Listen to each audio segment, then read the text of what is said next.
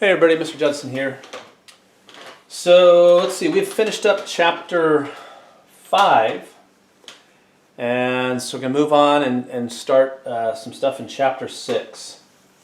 And I don't know if you guys remember this, I told you a long time ago, the only time you can do trig is when you have right triangles. Well, today we're going to change that a little bit. We're going to pull some tricks. So let's just say that I've got a random triangle here. We'll call it triangle ABC. And usually when you do this, you kind of label the sides opposite the angle with a lowercase letter. So if this is angle A, this is side little a. Angle big B, side little b, this is big C and little c. Okay? And this is not a right triangle.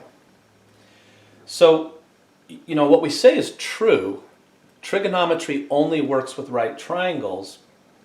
And so if this is not a right triangle, what we do is we draw an altitude, which if you remember from geometry, that means that this is a right angle on both sides.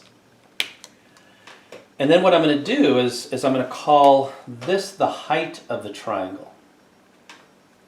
All right? And then what I'll do is I'll take this angle right here and I'll say that the sine of angle A is equal to opposite over hypotenuse, h over c. Okay? And I can do that within this triangle because it's a right triangle. And then I'm going to take this angle over here and I'm going to say that the sine of angle C is equal to opposite over hypotenuse, h over a. And then to solve for h, I'm going to go ahead and move this c to the other side and do the opposite. So here I'm dividing, I'm going to need to move it over and multiply. So I've got c times the sine of angle A equals h. And I'll do the same thing over here and say little a times the sine of c equals h. And the thing is if both of these are equal to h, which is the same height, then they must be equal to each other. So I'm going to say, this is little c, right? It's the side c. Little c sine of angle A equals little a sine of angle C. And then what I'm going to do is I'm going to divide both sides of this equation by a times c. And the reason I'm choosing to divide by this is because on this side the c's cancel, and on this side the a's cancel. And what I end up with is the sine of angle A over little a is equal to the sine of angle C over little c. And so what this really says to me, if we go back to the original picture, the hypotenuse, or I mean the height wasn't drawn in there. Okay, it was just a dotted line, and I mean the dotted line wasn't there, it was just this triangle. And so what this is saying is if you take the sine of an angle divided by its opposite side, then that should equal the sine of another angle divided by its opposite side. Okay, the sine of an angle divided by its opposite side equals the sine of another angle divided by its opposite side. And this is only true within a certain triangle. Okay, you can't go from one triangle to another. You know, like if this belonged to one triangle and this belongs to another, this rule doesn't work. It's got to be within the same triangle. And so if that's true, if the sine of an angle divided by its opposite side equals the sine of another angle divided by its opposite side, I probably could have rotated this triangle and drawn my height somewhere else and been able to include this. The sine of angle B over little b is equal to one of these. And really if it's equal to 1, then it's probably equal to both. And so that right there is the law of sines. And so what we want to remember is this.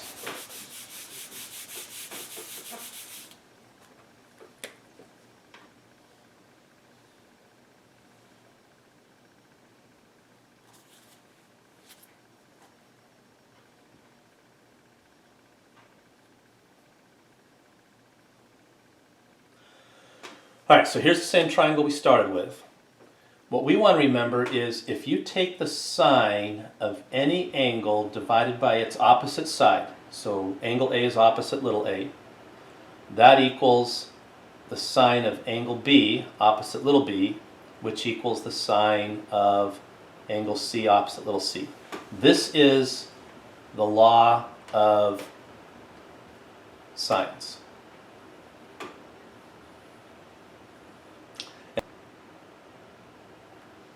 And so this rule is true even in right triangles, okay? Even if one of my angles is 90 degrees, this is still true. Now, I need to tell you guys, this is not a perfect rule, okay? It doesn't always work. And we'll run into some examples and we'll see why it doesn't. But I'll just tell you ahead of time, this rule doesn't work whenever you're looking for an angle larger than 90 degrees. So if I had a triangle that looked like this, okay, this angle right here, we'll call it A, is clearly larger than 90. And at some point, I would have to do an inverse sine of something to get that angle. Well, if you remember, we said that with arc sines, an arc sine only gives you answers in the first and fourth quadrant. So it'll either give you a positive angle, which we will get with triangles. We're not going to get negative angles. But if it gives you a positive angle in the first quadrant, it will only give you answers from 0 to 90. It will not give you an answer that's larger than 90. And so that's a bit of a problem. It's not a perfect rule, but most of the time it does work. And so we'll have to talk about, how do you get around that when you've got an angle that's larger than 90. All right, so let's do a practice problem. All right, so here's a problem. What they're going to do is they're going to tell us to solve the triangle. When they say solve the triangle, what that means is you want to find all the missing parts. They've given us 3. There's 6 total. There's 3 sides and 3 angles. They've given us 3. We always need at least 3 pieces of information. And what they're really saying is find the other 3. Okay? So usually with a problem like this, I will always start with just drawing a picture. And it can be any random triangle. It doesn't have to be to scale. Okay? I'll label it A, B, C. And so I know that this 22 inches is opposite angle A, because that's little a. Side B is 12 inches, that's opposite angle B. And angle A is 42 degrees. So one thing that's really important is to be able to use the law of sines, you have to know an angle and its opposite side. See, right here's an angle, here's the opposite side. If I don't have that, I can't use the law of sines, right? I've got to at least have one angle and the opposite side that I know. All right, so I'll just get you started in setting this up and I'll let you guys try it. So law of sines says this: the sine of any angle divided by its opposite side, so sine of 42 degrees divided by 22, has to equal the sine of some other angle divided by its opposite side. Now, since I don't know anything about angle C or side C yet, I'm gonna leave that for now, and I'm gonna go to this piece of information here. Here's angle B, here's the opposite side. If I write that down, then I only have one piece of information that's missing, and I should be able to solve that equation. All right, you guys go ahead and see if you can finish that up. Find angle B. Once you know angle B, you should be able to find angle C. And once you know that, you should be able to get side C. Okay, so you try to finish solving this triangle. All right, so I would start by moving this 12 to the other side and doing the opposite. And, this is not something that we can do without a calculator. We have to have a calculator. You can do it with scientific or graphing, really doesn't matter. But what I need to do is I need to go and figure out what this is as a decimal number. And let me just make sure I'm in degree mode. I am. So I'm going to do 12 sine 42 divided by 22.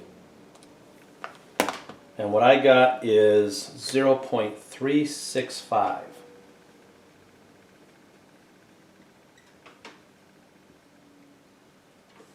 And so to get angle B, I want to do the inverse sine of 0.365. Now, I want to make sure and keep track of the exact decimal. I want answers to be as accurate as possible. And so if I do second sine of my last answer, what I got was 21.406 degrees.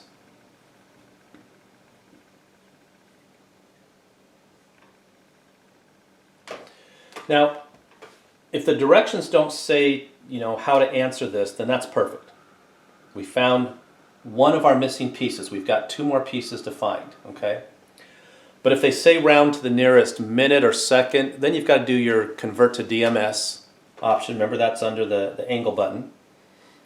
And write it down in minutes, seconds, whatever they're asking for. But if they don't say, then decimals are fine. All right, so angle B is 21.406 degrees. And so now I need to find angle C, and I know that all these have to add up to 180, so I'm just going to add these two together and then subtract that from 180. So let's see, I still have the 21.406 in the calculator, so I'll just say plus 42 equals, and now I'll do 180 minus my last answer. And so what I got is 116.594 degrees. So obviously my picture is not drawn to scale. This does not look like a 116 degree angle, but that's okay. I'm just trying to find the information. All right. Now, since I found this by adding these two together and subtracting from 180, I should be good to go there. All right? It's when I do the inverse sine, and that should have been a larger angle, well then that means something's up. Okay? All right, so angle C equals 116.594 degrees. So I only have one more piece of information to find, and that is side little c. And so I'm going to need to go through and do the law of sines again to get that information. So let's do that over here. So I'll go back to my original information that I already knew, just because that's easy to write down. There's no decimal numbers. So sine 42 over 22 is equal to sine 116.594 over little c. So here it's a little more difficult to get little c by itself. So what I'm going to do is I'm going to cross multiply. Remember, anytime two fractions are equal, their cross products have to be equal to each other, right? Here's 1/2, that's equal to 3 over 6. And if you do the cross product, you get the same for both of those. So that has to happen here too. So c times the sine of 42 degrees equals 22 times the sine of, I'm just going to write down 116 because I'm going to run out of space. But I'll still keep track of the exact answer in the calculator. And then to get c by itself, I need to do 22 sine 116.594 divided by, I'm going to move this sine 42 to the other side and divide by that. All right, so 22 sine of last answer divided by the sine of 42. And what I got is c equals 29.400. And I should include, because these were measured in inches, I should include inches for that as well. Okay, you always want to include labels. So there it is. I've solved the triangle. I've found the 3 missing parts, and I'm done. I can now move on and try another one. All right, you guys go ahead and try this one. Same thing. We're solving the triangle. They give us 3 pieces of information. We need to find the other 3. Okay, you guys go ahead and try it.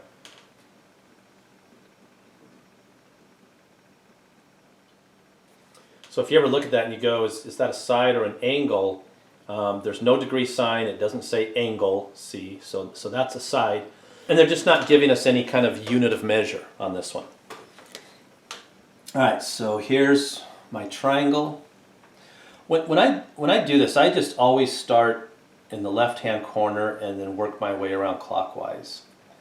You don't have to, but that's what I always do. You can really label these any way you want. It's always going to work. Okay. All right, so little c is over here, that's 24. Little a is over here, that's length 20. And this angle right here is 52 degrees. So here's my angle and opposite side. So I'll start with that. Sine 52 degrees over 20 is equal to sine of c over 24.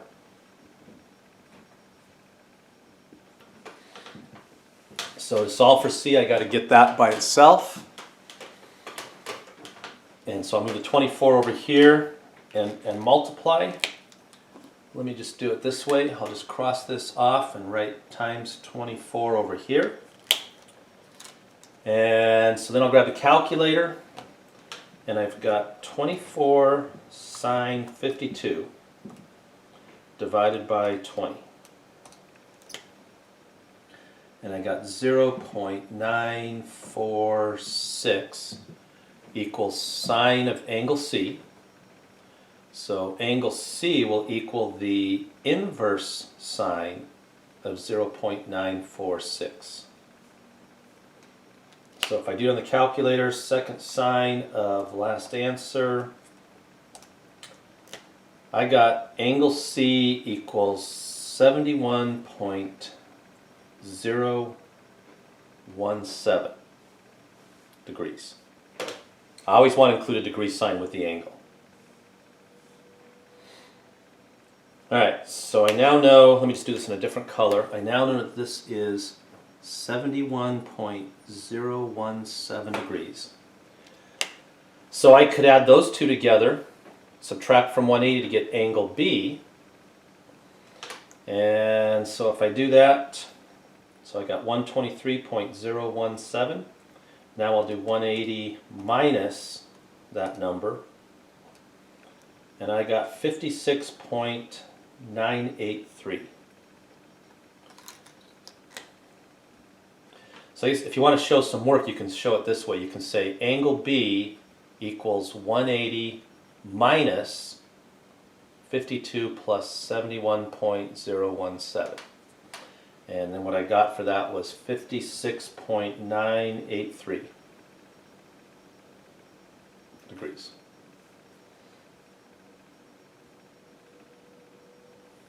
So I've now found 2 of the pieces of information. Finding the third angle is always an easy thing to do because it's just add them up and subtract from 180. Okay? All right, so now I need to find, let's see, I know that this is 56.983 degrees, and now I need to find little b. So we'll do law of sines one more time. So just kind of a quick piece of information. Let me go back and write this down for you guys.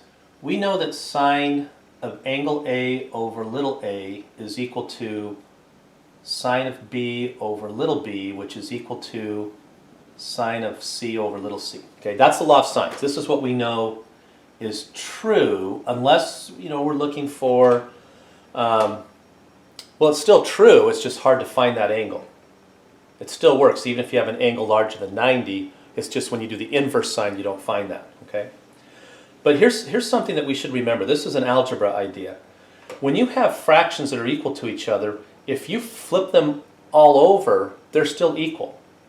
So little a over sine of angle A is equal to little b over sine of angle B, which is equal to little c over sine of C. I think our book has this written in it, okay? What I like to do is I like to always put whatever I'm looking for in the numerator, because if I do that, then it's one less step to solve the problem. So if I'm looking for a side B, I'm probably going to do it this way. Okay? So I'm going to say that B over sine of 56.983 is equal to, and I'll go back to the stuff I knew at the beginning, it's equal to 20 over sine 52. And so what's nice about that is to get B by itself, you only have to move this one piece to the other side. You know, here we're dividing, so I'm going to move it over here and multiply. 56.983. So now I can just punch that in the calculator and I'm done. So 20 sine, take my last answer, I'm still using the exact value from the calculator, divided by sine 52. And what I got here is B equals 21.282. And there were no units attached to that. So one of the things that I always like to do at the very end, and this was a rule from geometry, it's sort of it's not going to really be a check to tell you if you did everything right, but it's at least a check to see if what you're writing down makes sense. In geometry, we learned that the largest side should be opposite the largest angle, and the smallest side should be opposite the smallest angle, right? Since 52 is a little bit less than 56 degrees, I would expect this side to be a little bit less than this side. And so I see that happening here, and so it kind of makes sense. It's not a guarantee that you're right, it's just a way to see if things make sense. All right, there it is, we solved that triangle. All right, so same type of problem, just a little bit different. And instead of listing out the information, they gave us a picture. So you guys go ahead and see if you can solve this triangle.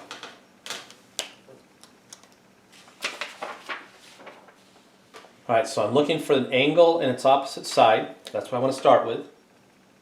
So sine of 41 over 10 is equal to, so I know a piece of information here, so I want to work with this. So sine of B over 14. See, had I said sine of A over, let's just call it little a, I would have two variables and I couldn't solve that. So I'd have to try something else. All right, I want to get angle B by itself, so I'm going to get rid of this 14. I'll move it to the other side and multiply. So I'll take my calculator and do 14 sine 41 divided by 10.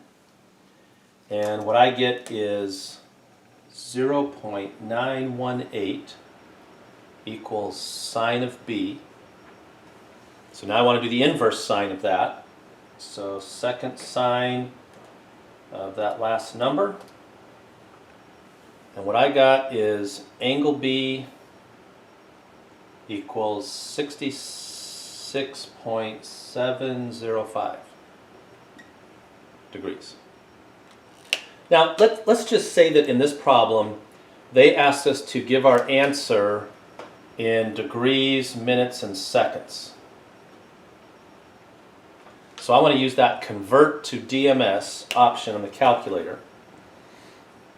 So if I go second angle, that's where your apps button is, option 4, convert to DMS, then I could see that this right here is 66 degrees, 42 minutes, 19 seconds. Okay, don't write down 18.91. Okay, round it off to the nearest second. Don't include decimals in this. So there's my first piece of information. All right, so now I'm going to add that to 41. Let's see, angle B is right here. So 66, I'll leave this as a decimal, 705. I want to add those two together and subtract from 180. Okay? So I'll just do 180 minus 41 minus last answer. And I should convert that to DMS as well. So angle A, here's my work.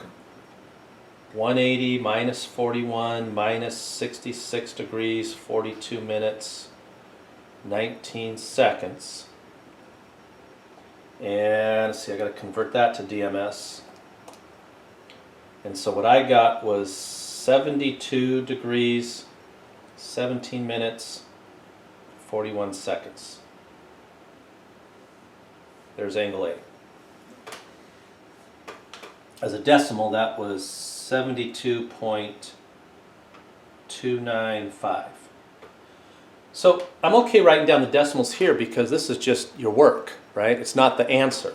My answer, I've got this in degrees, minutes, and seconds.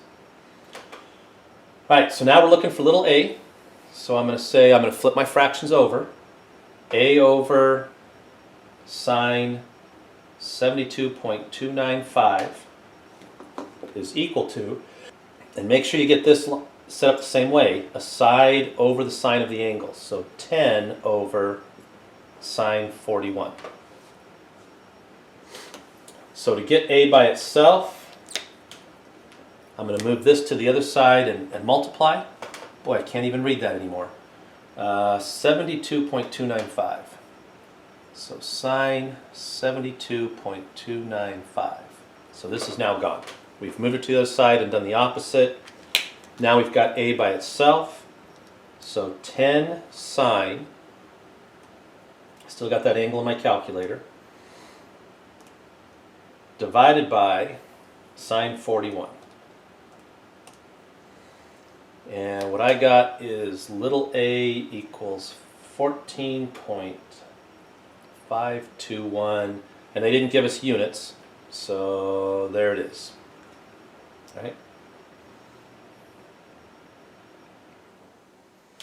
So if this is 14.521, I just want to check and see if everything makes sense. The smallest angle is 41 degrees, and the side opposite, that's 10, that's the smallest side. Since 72 is a little bit larger than 66, I would expect this side to be a little bit larger than this side. And it was just barely. Okay? So I think we did everything right. All right, that's it. Law of sines. That's what we have for today. All right, so this is now assignment number C17, page 436. We're going to do 1 to 17 odd. I think there's 9 problems there. It goes pretty quick, but each problem does have 3 parts that we're trying to find. So, you know, it's not a super short assignment, but it's not real long either. So just a reminder, for those of you who are watching this early in the morning, before 11, don't forget we have a Teams meeting for all Central Washington students, mandatory, I need you guys to be there, at 11 o'clock. And if you're watching this after 11 o'clock, hopefully you were there for the meeting, all right? So there it is, that's it. You guys have a good Memorial weekend. Don't forget, Monday, I won't be here, so I won't be home making videos, which means I won't have anything for you guys on Tuesday. So next week we just have Wednesday and Thursday lessons. All right, enjoy your weekend, stay safe.